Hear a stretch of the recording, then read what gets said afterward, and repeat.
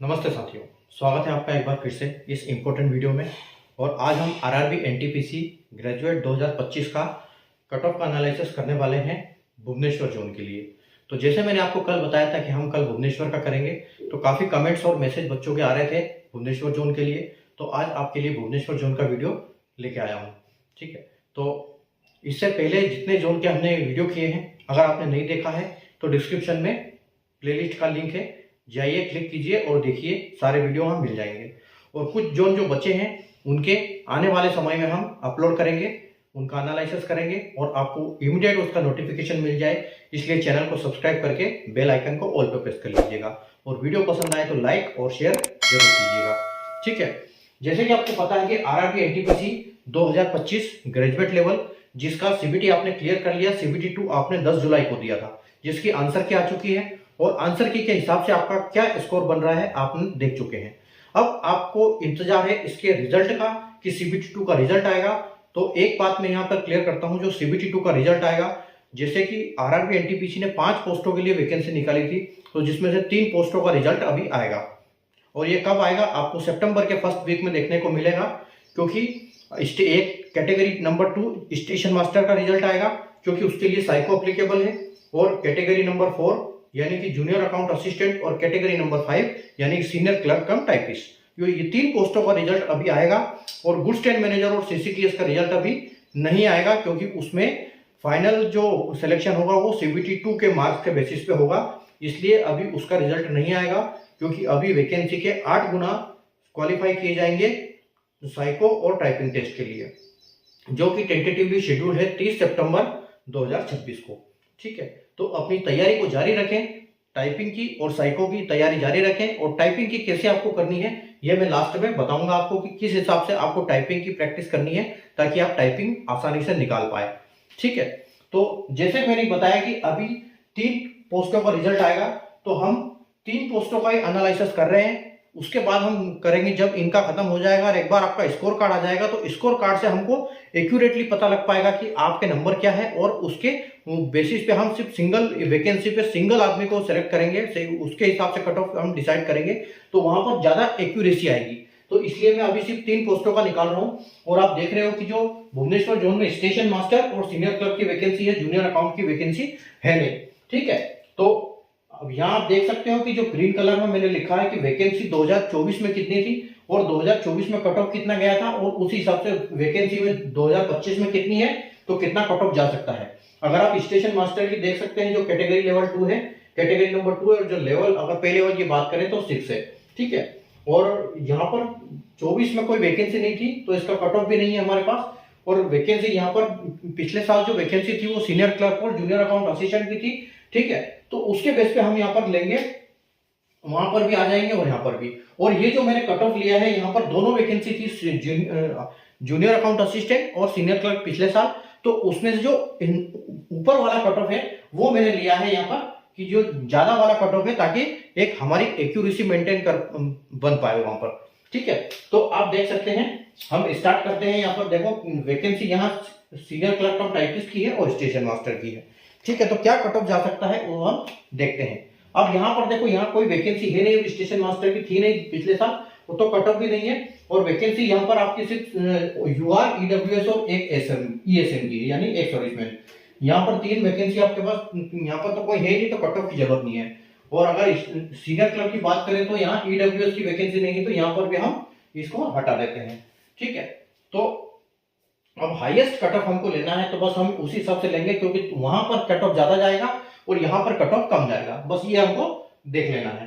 तो अगर 6 वैकेंसी थी पिछले साल और 71.81, यानी कि हम इसको 72 नंबर मान सकते हैं, कि अगर 6 वैकेंसी पे आपका 72 कट ऑफ जाता है। अब जैसे कि आपको पता है कि यहाँ पर वैकेंसी का 8 गुना अभी क्वालिफाई किए जाएंगे इसके लिए। ठीक है, तो अगर यहाँ पर 6 की 8 गुना हम करते हैं, तो 48 कैंडिडेट्स हमने सेलेक्ट किए यूआर कैटेगरी से, जब हमारा कट ऑफ कितना आया 72, यानी कि 48 कैंडिडेट ऐसे हैं जिनके 72 नंबर से ज्यादा है। ठीक है, तो अब हमको कितना चाहिए, यहाँ पर 9 वैकेंसी है। तो 9 वैकेंसी के हिसाब से अगर हम देखते हैं, अभी यहाँ तो 9 है। ठीक है, और सबसे पहले यहाँ पर हमको देखना पड़ेगा क्योंकि 7 वैकेंसी वहां पर भी है और स्टेशन मास्टर का सीनियर क्लर्क से कट ऑफ ज्यादा जाएगा। ठीक है, तो यहाँ पर देखो 6 है और वहां पर 7 वैकेंसी है, तो कितना कट ऑफ गया है 71.8। ठीक है, तो यानी कि आपके 48 कैंडिडेट जो है वो 71 से 72 से ज्यादा वाले हैं। अब यहाँ पर हमको कितने चाहिए 7 के हिसाब से, हमको 7 के हिसाब से चाहिए 7 8 56। ठीक है, तो यानी कि लगभग हम अगर बात करें तो हमको 72 कैंडिडेट मिल सकते हैं कितने 48 तक, और हमको चाहिए वहां पर 56। तो ये जो कट ऑफ है आपका 1 नंबर कम हो सकता है यहाँ पर। तो ठीक है, तो 1 नंबर हम मान सकते हैं कि 1 नंबर यहाँ 71 81 है, तो हम इसको 71 ही मान सकते हैं कि 71 जो है आपका कट ऑफ यहाँ आपको देखने को मिल सकता है। और हम ये +2 -2 के साथ चलेंगे कि हमारा डाटा मेंटेन रहे, क्योंकि कई सारे फैक्टर्स होते हैं एक कट ऑफ को डिसाइड करने के लिए, लेकिन हमारे पास सिर्फ वैकेंसी और कट ऑफ होता है पिछले साल का, उसी हिसाब से हमको करना पड़ता है। तो हम इसके लिए +2 -2 के साथ चलते हैं। ठीक है, यूआर हो गया। अब यहां के बाद अगर हम 71 तक तो हमारे इसमें आ गए 7, अब उसके बाद हमको 9 वैकेंसी के हिसाब से टाइपिंग के लिए बंदे चाहिए। ठीक है, तो टाइपिंग के लिए अगर हम कैंडिडेट सेलेक्ट करेंगे तो 9 ही बहुत, यानी कि हमको इसके बाद 72 और करने हैं। ठीक है, 72 और करने हैं, और हमने लगभग हम जो 7 बंदे ले रहे हैं 1 नंबर में। ठीक है, तो आप ये मान के चलो कि यहाँ पर जो आपके हैं कम से कम, क्योंकि जैसे जैसे नंबर डाउन होंगे तो इस हिसाब से कट ऑफ डाउन होगा, उस हिसाब से कैंडिडेट ज्यादा होंगे, भीड़ ज्यादा होगी कम नंबर पे। ठीक है, तो हम यहाँ ले सकते हैं इसको 4 से 5 नंबर हम कम कर सकते हैं, या भी 4 भी नहीं कर सकते, 3 नंबर ही कर सकते हैं कम। ठीक है, तो आपके 3 अगर 71 वहां पर है तो आप ये मान के चलो कि 68 जो है कट ऑफ आपका यहाँ जा सकता है, और +2 -2 के साथ। ठीक है, उसके बाद हम आगे बढ़ते हैं। अगर जो 68 है, अब ओबीसी जो क्या होता है, ओबीसी का इससे थोड़ा सा कम नंबर होता है। क्यों नंबर होता है कम ओबीसी का? क्योंकि बाकी सब में ओबीसी में हाईएस्ट जाता है, लेकिन एक जनरल कैटेगरी ऐसी है, अगर ओबीसी जनरल कैटेगरी वाला नंबर ले आया है इतने नंबर, तो वो जनरल में उसको शिफ्ट कर देंगे पॉलिसी के हिसाब से।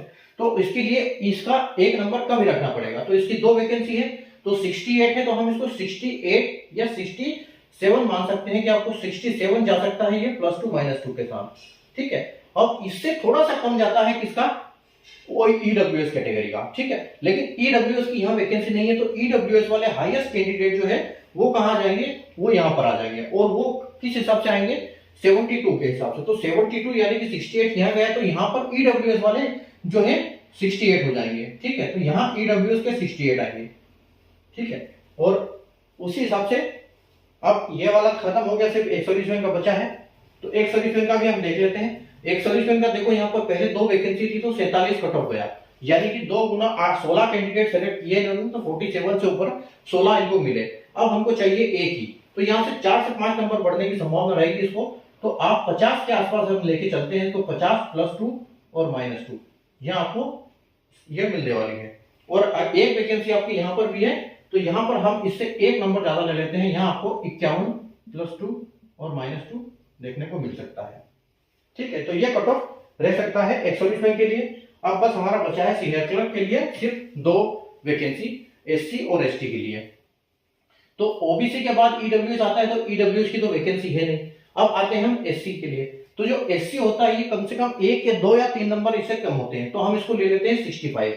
तो 65 +2 और -2 के साथ आप देख सकते हैं एससी के लिए। और एससी से हम 3-4 नंबर एसटी का मानते हैं, या इतना ही आता है 4 से 5 नंबर कम। ठीक है, तो हम ये सोचते हैं इसको 62 कर सकते हैं हम, तो 62 जो है आपका एसटी का जा सकता है। तो ये कट ऑफ जो है इस बार रहने वाली है आपका भुवनेश्वर जोन के लिए। ठीक है, अगर आप इस नंबर के दायरे में आ रहे हैं तो आप अपने आप को सेफ माने और अपनी तैयारी को जारी रखें टाइपिंग और साइको के लिए। ठीक है, अब देखो ये जो नंबर मैंने बताया है ये है आउट ऑफ 100। ठीक है, अब ये आउट ऑफ 100 क्यों बताया, क्योंकि ये रिजल्ट जब आएगा तो आउट ऑफ 100 ही आएगा आपका रिजल्ट। ठीक है, जो इसको कट ऑफ आएगा वो आउट ऑफ 100 आएगा, और स्कोर कार्ड में भी आपको जो आउट ऑफ 100 कन्वर्ट करके दिया जाएगा आपका नंबर। लेकिन आपके पास अभी सिर्फ आंसर की का स्कोर है, तो आंसर की के स्कोर से कैसे डिसाइड किया जाए कि यहाँ पर आउट ऑफ 100 क्या स्कोर हो सकता है। तो उसके लिए देखो यहाँ पर क्या होगा, एक नॉर्मलाइजेशन होगा नहीं, इसलिए यहाँ पर कोई माइनस कम नंबर नहीं होंगे आपके, जो भी आंसर की आ रहे हैं उससे कम नहीं होगा। ठीक है, उससे ज्यादा ही बढ़ेगा 4 से 5 नंबर। अब ये बढ़ेगा क्यों, क्योंकि देखो नॉर्मलाइजेशन होगा नहीं, क्योंकि सिंगल शिफ्ट में एग्जाम था, तो यहाँ नॉर्मलाइजेशन की कोई मतलब ही नहीं बनता। दूसरा यहाँ पर एक प्रोरेटेड स्कोर मिलेगा आपको, जो कि क्वेश्चन गलत होते हैं एग्जाम में उसकी वजह से। तो उसकी वजह से जो क्वेश्चन गलत है, क्योंकि क्वेश्चन तो गलत है ही है, वो तो हमेशा होते हैं, तो 4 से 5 नंबर आपको उसके मिलेंगे। तो आपका जो आंसर की में स्कोर आ रहा है उसमें आप 4 से 5 नंबर 5 नंबर जोड़ लीजिए और उसको कन्वर्ट कर लीजिए परसेंटेज में। ठीक है, जैसे आपका नंबर मान लो 80 है, तो आप उसको 85 बना लीजिए और 85 को कन्वर्ट कर लीजिए परसेंटेज में। तो कितना होता है 120 में से या 100 में से फिर कितना होगा, उस हिसाब से ये स्कोर को आप कंपेयर कर लेना है अपने स्कोर को।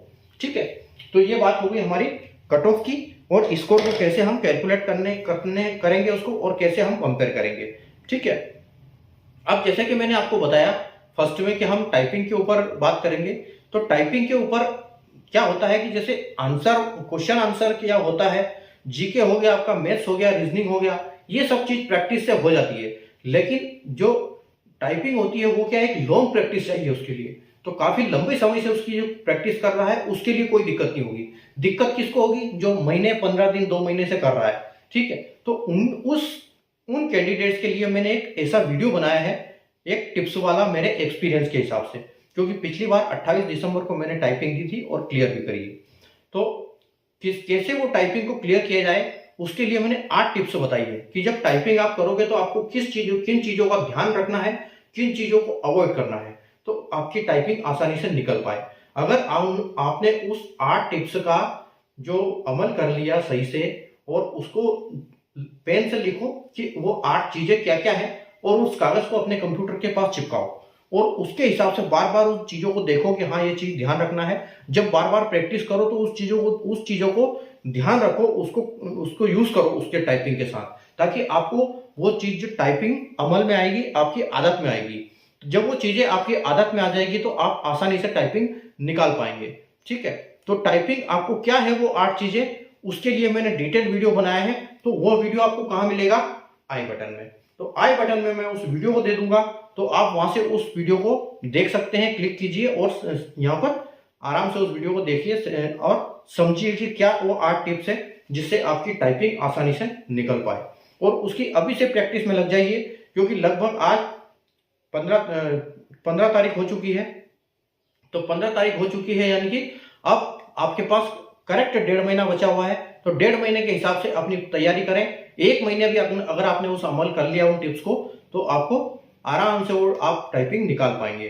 ठीक है, तो वीडियो को देखिए, उस टिप्स पे अमल कीजिए, काम कीजिए और अपनी सिलेक्शन लीजिए। और बाकी जो कट ऑफ है वो अपने नंबर मैंने बता दिया आपको कैसे कंपेयर करना है, कैसे आपको कट ऑफ कैलकुलेट करना है आउट ऑफ 100 आंसर की के हिसाब से। तो वो सब चीजें मैंने आपको ऑलरेडी बता दी है। तो आप वीडियो अगर पसंद आया तो वीडियो को लाइक और शेयर करें, और चैनल को सब्सक्राइब करके बेल आइकन को ऑल पर प्रेस कर लें। जैसे मैंने बताया आपको कि जो भी वीडियो अपलोड करूंगा वो आपको उसका इमीडिएट नोटिफिकेशन मिल जाएगा। ठीक है, और अगर आपने आपके जोन का वीडियो नहीं देखा है तो आप डिस्क्रिप्शन में जाइए, प्लेलिस्ट का लिंक है, क्लिक कीजिए और अपना वीडियो देखिए। ठीक है, और आज का भुवनेश्वर का वीडियो कैसा लगा आप कमेंट करके जरूर बताएं। ठीक है, तो मिलते हैं कल एक नए वीडियो के साथ, एक नए जोन के एनालिसिस के साथ। तब तक के लिए गुड बाय।